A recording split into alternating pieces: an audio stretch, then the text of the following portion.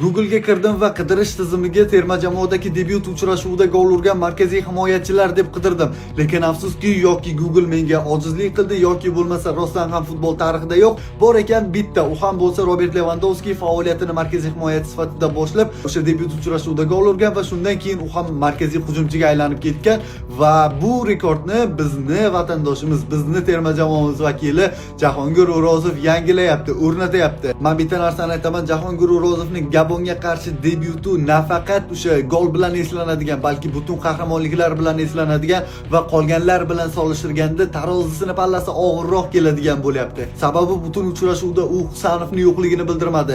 Yusupovning xatosini yopdi, qolganlarni pozitsiyasini ushlab berdi. Ochiq darvozalar bo'ldi, gol urdi deb boshimizni changallagan holimizda O'rozov to'pni olib chiqyapti. Seyflar darvozabonlarda bo'ladi, biz ularni bot-bot ta'kidlaymiz, parvoz qildi deymiz, lekin himoyachilarning seyflarichi, umidsiz vaziyatlardan olib chiqqanichi, bular alohida gapirilishi kerak va O'rozov terma jamoada debyutini fantastik darajada o'tkazdi. Shu qadar ajoyib himoyachimiz bor ekan, bizni terma jamoamiz qolgan hujumkor jamoalarga qarshi bemalol hadis siramasdan maydonga tushishiga sabab bo'ladi.